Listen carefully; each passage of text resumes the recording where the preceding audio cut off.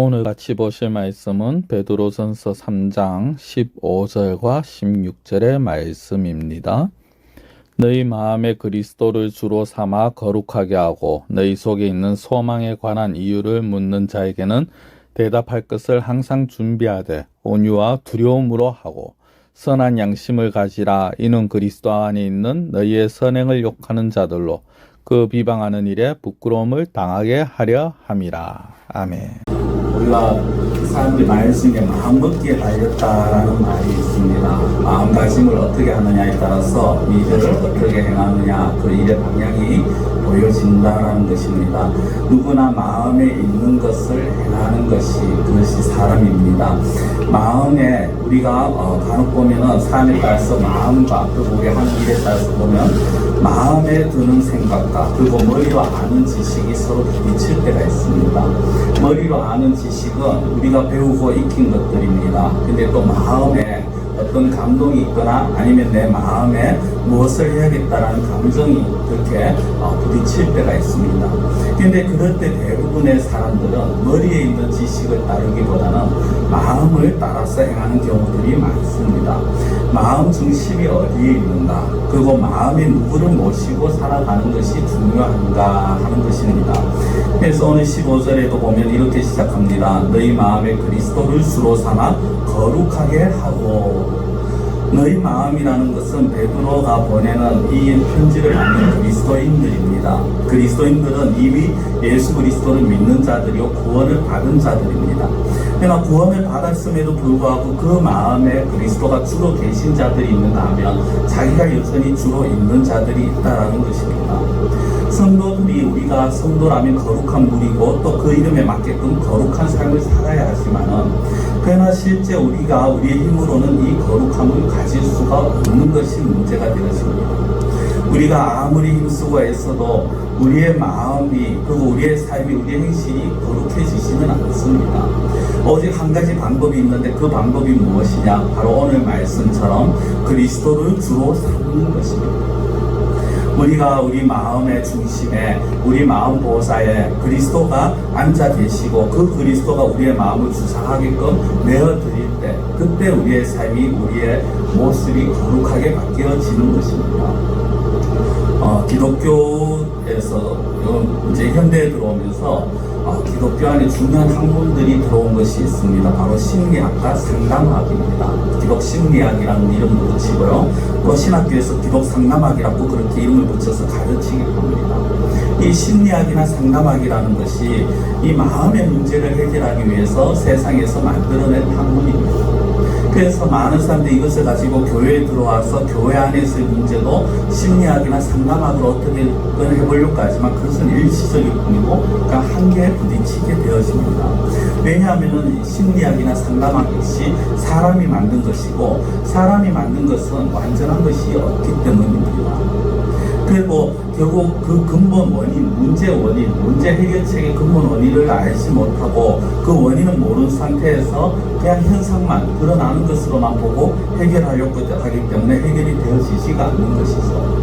그래서 심리학이나 상담학이 교회 안에서 물론 필요하기도 합니다만 이것이 절대적이지는 않다는 것입니다.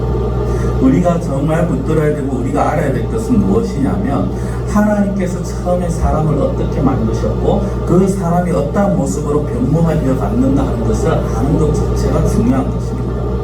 하나님께서 하나님의 형상을 따라 사람을 창조하셨습니다. 그리고 그 안에 정말 영혼을 사모하는 소망을 주셨습니다.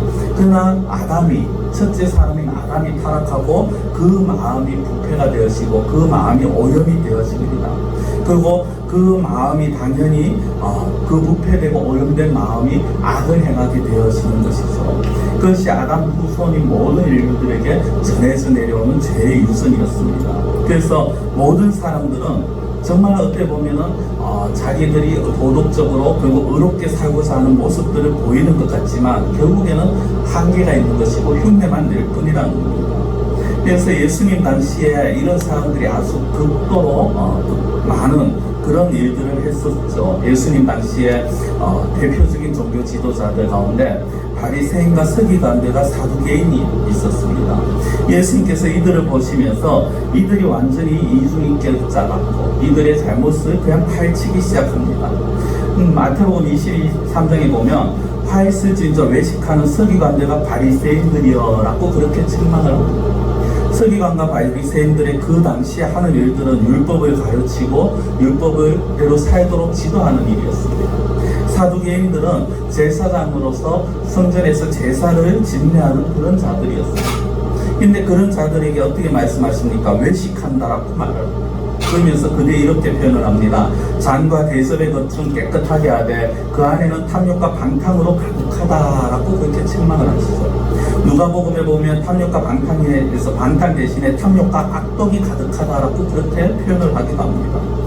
그리고 마태복음 23장에 또 보면은 눈먼 바리새인이여 너는 먼저 안을 깨끗이 하라라고 그렇게 말씀을 하시고요. 더 심한 말씀이 무엇입니까? 마태복음 5장에 보면 너희 의가 서기관과 바리새인보다 더 낫지 못하면 결코 천국에 들어가지 못하리라라고 그렇게 말씀합니다. 바리새인과 서기관들을 책망하면서 그들의 어떤 겉으로는 거룩하게 보이고 겉으로는 나아 보이는 것 같지만 속이 추악하고 더러운 그 모습 그대로 있음을 지적하시면서 그 당시에 그곳에 있는 많은 사람들에게 무엇을 말합니까? 너희 의가 서기관과 바리새인보다 더 낫지 못하면 천국에 들어가지 못한다라는 거죠. 그런데 성도 여러분, 사람들은 아무리 자기가 힘을 쓰고 도덕적으로 또 종교적으로 힘을 쓰고 애를 써도 서기관과 바리새인들보다 더 나은 의를 보이기가 힘이 듭니다. 그리고 그 스스로가 더 나은 의를 가질 수가 없습니다. 늘 추구하고 거룩을 추구하지만 불완전한 모습일 뿐이라는 거죠. 그러면 우리가 어떻게 해야 완전한 의를 얻을 수 있느냐? 바로 예수 그리스도밖에 없다라는 것입니다. 그래서 요한복음 1장 12절에 영접하는 자고 그 이름을 믿는 자들에게 하나님의 자녀가 되는 권세를 주셨다. 이 하나님의 자녀가 되기 위해서 어떻게 해야 됩니까? 영접을 해야 된다는 것입니다. 그래서 사실 하나님의 자녀가 되는 자들이야말로 진정한 거룩을 추구할 수 있고 거룩을 덧입을 수 있는데 그렇게 삶에서 거룩해지기 위해서 가장 기본적으로 해야 되는 것은 바로 예수 그리스도를 영접하는 것이라는 거죠. 많은 사람들이 여기까지는 합니다. 그리스도인들이 예수 그리스도를 영접하고 믿습니다. 그리고 예수 그리스도를 고백을 합니다.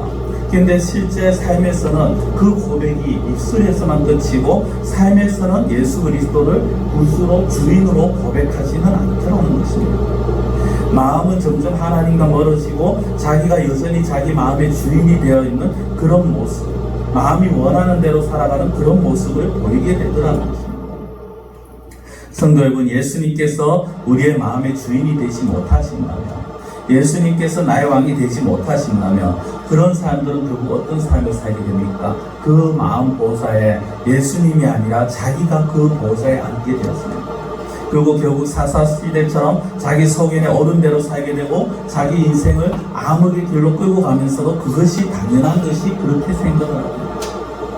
이스라엘이 그렇게 정말 하나님의 말씀을 잘 알고 그들이 그렇게 율법을 잘 지키고 제사를 잘 드렸지만 그러나 그들이 책망받는 이유가 무엇이었습니까? 그들이 하나님을 알기는 알았지만 입술로는 고백했지만 그들의 삶의 주인으로 온전히 모시지를 못했다는 것입니다.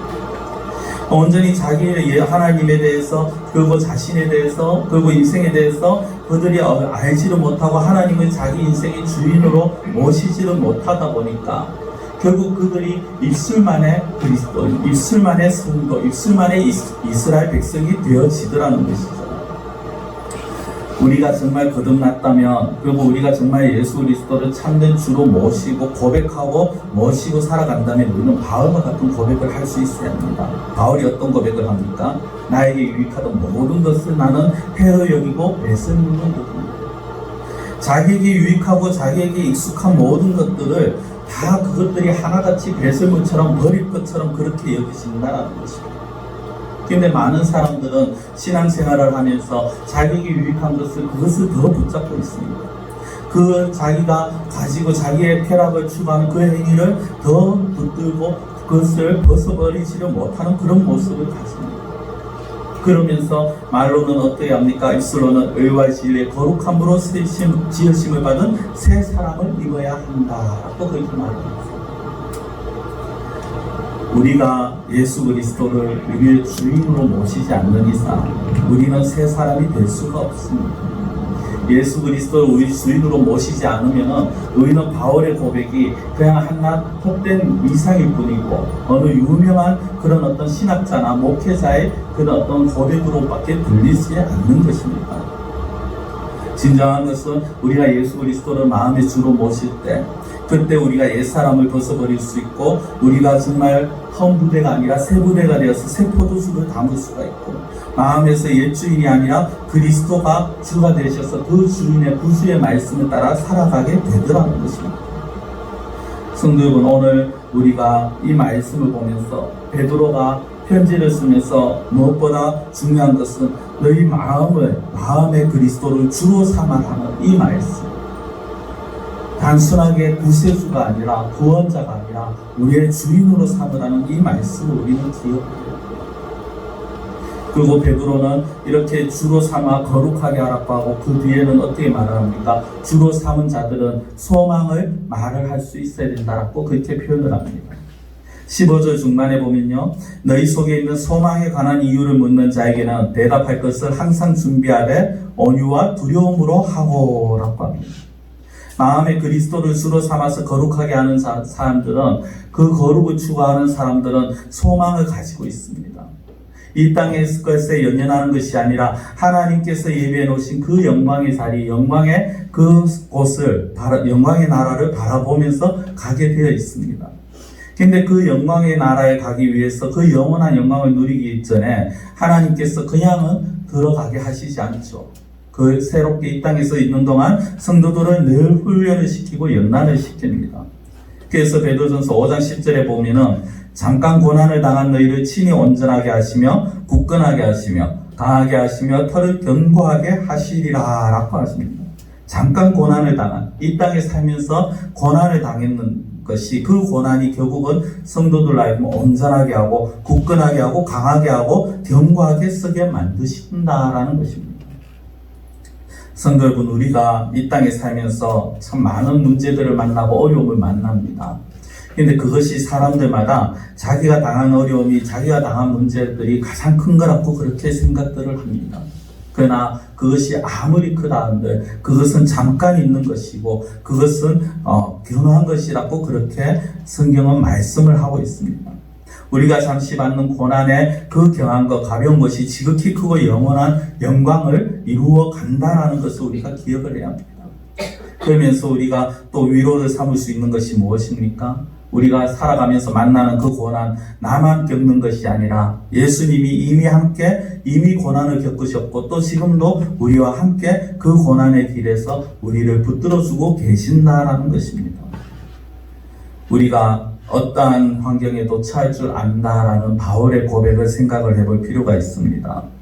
바울은 어떠한 환경에서도 자족하기를 배웠다라고 말을 합니다. 풍부와 궁핍과 배부름과 배고픔에도 처할 줄 아는 일체의 비결을 배웠다라고 말을 합니다. 바울은 이것이 어떤 지식적으로 배운 것이 아닙니다. 그의 삶에서 그가 예수 그리스도를 구주로 모시고 살아가면서 터득한 삶의 체험이었습니다. 그가 실제 예수 그리스도를 구주로 모시고 그가 하나님의 나라를 바라보면서 살아갈 때 그가 이 모든 것들이 경험하게 되고 이 모든 것들이 이 그의 마음속, 그의 몸에 배어지게 되더라는 것입니다. 사랑하는 성도 여러분, 우리가 정말 이 땅을 살아가면서 어려움을 겪습니다. 그러나 그 어려움은 결국 우리에게 영원한 영광이 있는 그 영광의 나라를 바라보게끔 하고 우리로 하여금 더 완전하게 하고 더 온전하게 하고 더 하나님만 바라볼 수 있는 그 믿음을 우리에게 주시기 위함이라는 것입니다. 오늘 15절 말씀처럼 너희 속에 있는 소망에 관한 이유를 묻는 자가 있습니다. 당신들이 정말 어떻게 그렇게 신앙생활을 하면서 하나님을 포기하지 않을 수 있느냐고, 하나님에 관해서, 하나님의 나라의 천국에 관해서 어떻게 그렇게 믿을 수 있느냐고, 거기에 대한 그 질문에 항상 대답할 것을 준비하라라고 합니다. 어떻게 준비해야 됩니까? 우리가 있는 신앙 고백을 하면 되는 것입니다. 하나님께서 나를 위해서 정말 죄악된 죄인된 나를 위해서 예수 그리스도를 보내주셨고 그 예수 그리스도를 통해서 우리에게 새 생명을 주셨는데 그 새 생명을 주시고 끝난 것이 아니라 그 새 생명이 영원한 영생을 누릴 곳을 하나님께서 예비해 놓고 계신다는 것. 이 땅의 삶은 아무리 길게 살아도 100년이지만은 그러나 하나님의 나라에서는 우리가 영원한 삶을 살게 될 것이라는 것. 그것을 우리는 대답을 준비하고 또 그것을 믿고 나아가는 자가 되어야 된다는 것입니다. 중요한 것은 이 소망 역시 내가 가지는 것이 아니죠. 하나님께서 우리에게 주신 것입니다. 우리를 거룩하게 하시고 우리로 하여금 거룩한 삶을 추구하고자 하는 마음을 주시고 또 그렇게 살아갈 때 우리로 하여금 하나님의 나라를 바라보는 그 소망을 우리에게 허락하여 주시고 그리고 그 소망을 가지고 살아가는 자들은 이 땅에서 그 어떤 상황 속에서도 기쁨으로 또 믿음으로 감사함으로 이겨낼 수가 있다는 것입니다. 마지막 16절에 보면요. 이렇게 말씀을 하고 있는 베드로가 이제 무엇을 말씀하시느냐 하면 선한 양심을 가져라 라고 그렇게 말씀을 합니다. 양심이라는 것은 더 어떤 설명이 필요 없을 겁니다. 믿지 않는 자들도 양심에 대해서 말을 합니다. 그리고 양심은 사실 하나님께서 심어놓으신 각자의 마음에 심어놓으신 하나님의 율법입니다. 그래서 율법을 하나님의 말씀을 알지 못하는 자들이라 할지라도 내 양심에 찔린다라고 하는 것 자체가 바로 하나님의 말씀에 어긋난다라는 거죠.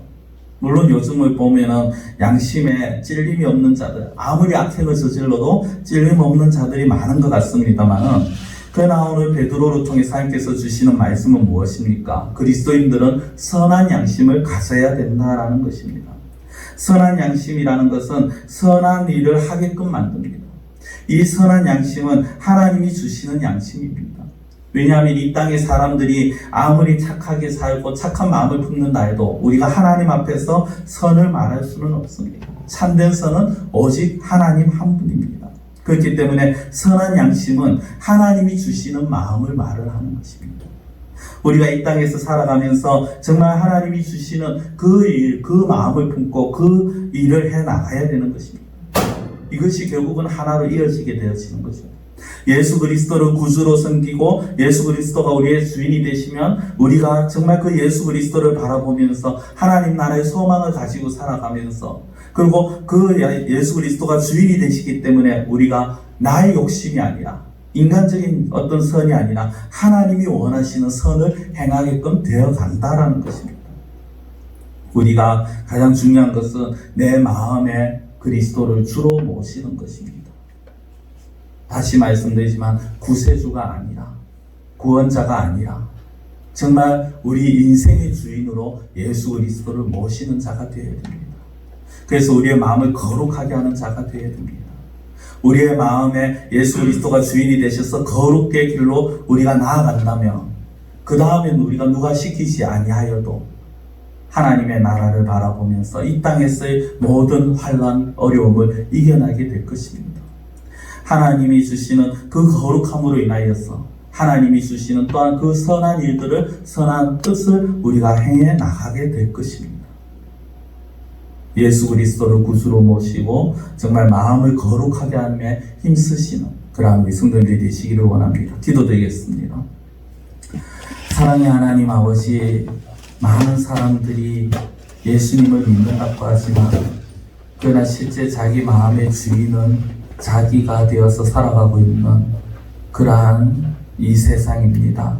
하나님, 그러나 세상이 어떠하든지 간에 우리의 모습은 예수 그리스도가 주인이 되어서 살아가는 그러한 저희들의 삶이 되게 하여 주시옵소서. 세상 사람들이 어떠한 모습, 어떠한 말을 한다 해도 내 인생의 주인은 예수 그리스도라고 우리가 담대히 고백할 수 있게 하여 주시옵시고, 예수 그리스도를 주로 모심으로 우리의 마음이 거룩하게 되어지게 하시고, 그 또한 그렇게 함으로써 이 세상에서 힘들고 어려움을 이겨내며 하나님의 나라를 바라보는 소망을 가지게 하여 주시옵시고, 더 나아가서 예수 그리스도가 주인으로 계신 이 마음에 하나님께서 주신 선한 일을 행하는 선한 양심을 저희들이 소유하게 하여 주시옵소서. 무엇보다 이 모든 것들이 정말 내 인생의 주인이 누구인가를 다시 한번 우리가 생각하는 기회가 되게 하여 주시옵시고 날마다 시간마다 정말 나의 인생의 주인, 과연 내가 주인으로 행세하고 있지는 않은지 늘 돌이키며 되새기며 돌아보는 그러한 저희들의 삶이 되게 하여 주시옵소서. 간절히 원하고 예수님의 이름으로 기도드리옵나이다. 아멘.